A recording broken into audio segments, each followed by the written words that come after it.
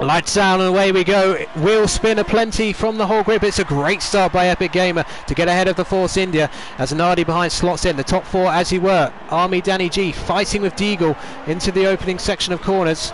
Let's have a look then. Danny is actually being overtaken by Deagle. The top five then flying through the opening chicane. Any change of position? No.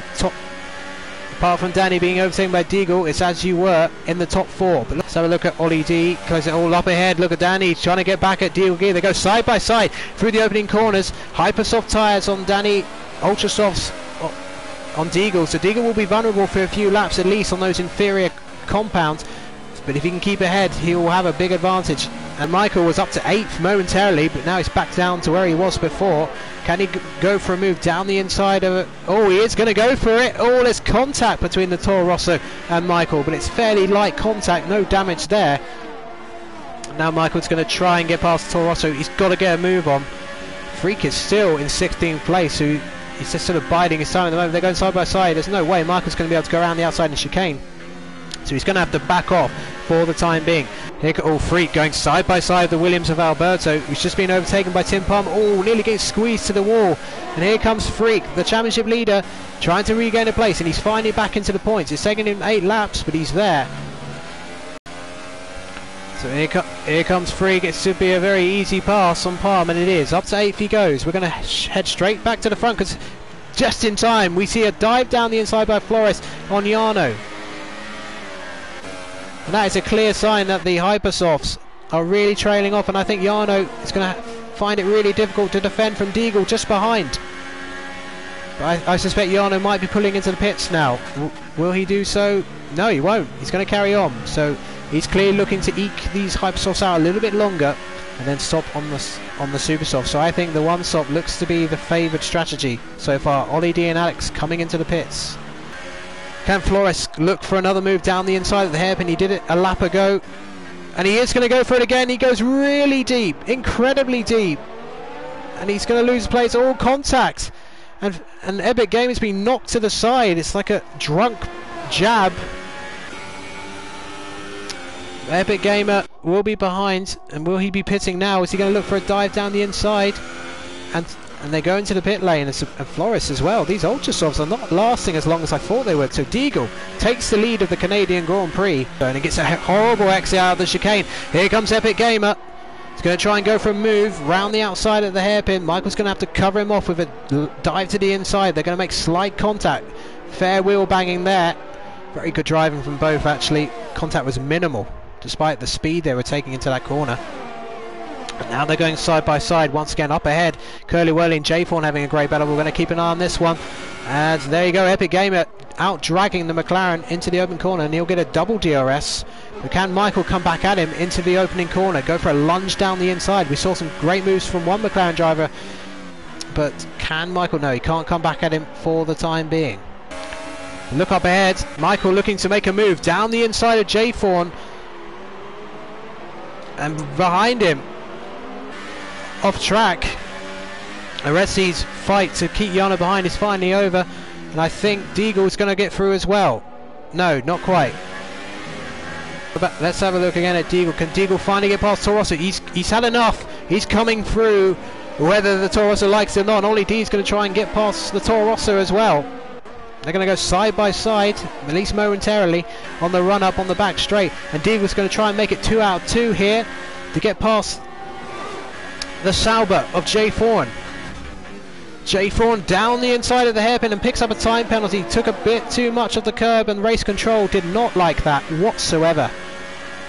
So any other battles? Well, Flores getting very close in the midfield, very close indeed to the Toro Rosso. Down the inside, another lunge, really deep though, and that could leave him. And here comes Freak. Freak trying to come back, and he's passed him as well, and he could get 2 in 1 here. Ill-advised dive really from Flores. But if he can defend this place, he can certainly get it done. It was a desperate move to get past Aresi, and in the end he does. And into the pits comes a lot of cars. Alex, Tim Palm. Now Flores trying to make a move on Ollie. He's got much more life on his sides. Flores going around the outside. Can he get the car slowed down? Yes, he can, just about. But it's compromised his exit a little bit, and that may allow Ollie to come back at him. Will there be some team orders here between... No, definitely not at the moment. Look at the two Mercedes going into combat now. This doesn't look like team orders at all. Ollie D doing no favours for his championship winning teammate at the moment. What a view that is from the rear of the car, with Alex and Freak trying to get past Ollie D. Down the inside goes Freak, up into fifth he goes. The championship leader finally gets past his teammates. Flores picks up yet another time penalty. So now Alex is going to try and get past as well, as we get that great view of the hairpin as well. Oh, Ollie going deep into the corner, nearly hitting his teammate. The superior traction of the Ultrasoft should allow, with DRS, Alex to out-drag the Mercedes down this straight. But don't forget, Ollie's got DRS as well. He's leaving a charmed existence. He can't get away with too many more of those. Oh, look at that. Alex had a little look, and that distracted Freak, and that forced him into an error. Now, can the Williams... I think the Williams was trying to get the toe of the McLaren, but Freak saw that and blocked it off. His speed's been compromised. Can Alex go late on the brakes? He can't really... in normal circumstances, he could have gone late on the brakes, but because the McLaren was there, it sort of blocked his path off. And now that's allowed Freak to go on to the attack of the McLaren. And he's been shoved off, and there's a Toro Rosso coming out of the pits at the same time. It's a back marker, and it blocks Alex off completely. Purely accidental. But maybe the Toro Rosso should have had a bit more awareness and let that group of cars go through first, because he's not a lead car. Doesn't want to be a Esteban Ocon style backmarker and cause a big accident. But that's allowed. I think Freak was about to be overtaken there. And look at that horrible exit. Oh, and Flores squeezes Freak to the wall. That was dangerous. Freak goes down the inside. Oh, and Flores cuts the corner clearly. And I think it's getting to Flores a little bit. Dives, well, sorry, goes late on the brakes round the outside, but he's not going to have much room there. Freak not in the mood to give him any space. Oh, this could end in tears. Let's hope it doesn't. It's going to be free wide. Going to get a perfect view of it from the cockpit of Ollie D. Free wide up ahead. Who's going to come out top? Free don't go into the chicane, and Alex is going to take both of them. And he does indeed. He takes both of them up to P4. What a move by Alex. Absolutely brilliant. We got the perfect view from Ollie D of that freeway fight. And Freak still hasn't got past the McLaren. So now Alex is going to sail off into the distance, you would think, unless he makes an unforced error into a wall somewhere. Very easy to do at a short second. Oh, and a big wheel bang again between Flores and Freak. Flores will have the inside instead. He's going to try and dive to the inside. They both go really deep. Will that allow Ollie D to get back through? Oh, Flores in going on the traction. Ollie D's back in front of his teammate, and look at Tim Palm out of nowhere. Tim Palm's on the Ultrasofts, and it's going to be free wide again. Can Freak squeeze through? No, he can't. How there hasn't been a massive accident, I don't know. Got to give credit to these drivers for keeping their heads cool. Well, except maybe Flores, of course. He's driven with a bit of too much aggression in the last few laps, but Tim Palm could still be on for a great result here. But he's only got 6 laps, including this one, to get past him and get 3 seconds of time to win this race, assuming he doesn't get any more time penalties. Epic Gamer takes the lead with ease. Let's have a look at Freak. Freak has passed Flores on the straight. Can he get it slowed down? Yes, he does. He's finally passed Flores. Straight back to Michael. Michael not able to get through. Now what about Tim Palm? Tim Palm, will he go for a late move to the inside with a superior traction of those Ultrasofts? Yes, brilliant dive, Daniel Ricciardo style, into turn 1, up to P7 he goes. I think he's trying to get past his teammate. Yep, DRS open, here we go. Epic Gamer gets another penalty. That's 6 seconds now, and surely any chance he has of winning this race are gone. Here comes Epic Gamer. Oh, sorry, I meant Freak, the championship leader. It's been a great recovery from the back. Started 16th and he's now 6th, but if he can get another place, that would be valuable points. I think 4th is going to be beyond him. We're going to go straight back to the front, because look at this. Look how close Jarno is. Michael is about to be demoted. I think Michael has no penalties. I think Jarno has 3 seconds if I'm correct. But there's been so many penalties. I do apologise if I forget some of them. I'd love like a ticker counter right in front of me just to see all the penalties coming, because then I could just quickly look. But Jarno trying to get past, and Freak picks up another time penalty. And look, right behind them is the Williams of Alex. The battle for the podium is not over yet. 2.5 laps to go. And now Alex, if he can just make those ultra softs last a little longer, he may still be able to get on the podium. He might even be able to win the race even. Depends how many. I think he's got 3 seconds at least. Oh, and Online Racing picks up a 3-second time penalty.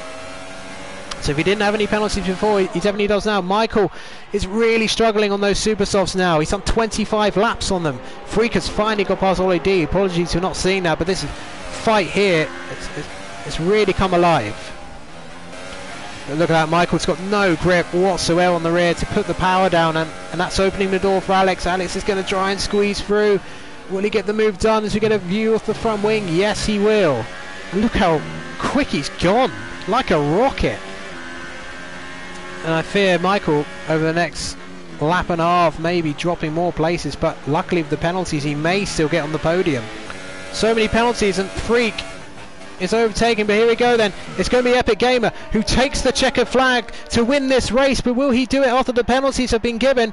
At the moment it's Alex who wins it, Diana who wins it, it's Michael who wins it. Yes, Michael has won the Canadian Grand Prix. My goodness, he must not have had any penalties. Michael has won the race and retaken the lead of the championship. Oh, what an incredible conclusion. There's a lesson there to be learned. He has taken the victory because he had less penalties. It's so hard to keep clean here at Canada. Speed you have to take through some of the corners means it's so easy to corner cut. But your top 3, and actually I think Tim Palm might have got into the top 3 in the end. We'll check after the podium celebration as Michael celebrates his victory and his retaking of the lead of the championship. But what a race that was. That was so enjoyable. Well, let's confirm your provisional result then for the Canadian Grand Prix in AOR Tier 1 on PS4. Michael taking the victory, no penalties whatsoever, and getting his fair reward. Online Racing taking second, and Tim Palm from P14 getting a podium with only 3 seconds penalties. Alex gave a wonderful performance, but too many penalties means he doesn't get on the podium. P4, Ollie D in 5th, Epic Gamer in 6th, Carl Alex in 7th, and Freak actually dropping down to 8th with 15 seconds of penalties. Curly in 9th, Nardi in 10th, and Flores, well, 24 seconds of penalties. It's been a day to forget for him. Clarkey in 12th, and I think Clarkey was actually the final finisher on track. That is it. We're not going to have any interviews this evening because it was a bit last minute, but I hope you enjoyed the broadcast, and we will see you next week for round 8, which will be at the Circuit Paul Ricard for the French Grand Prix. Thanks for watching AOR, and see you next time.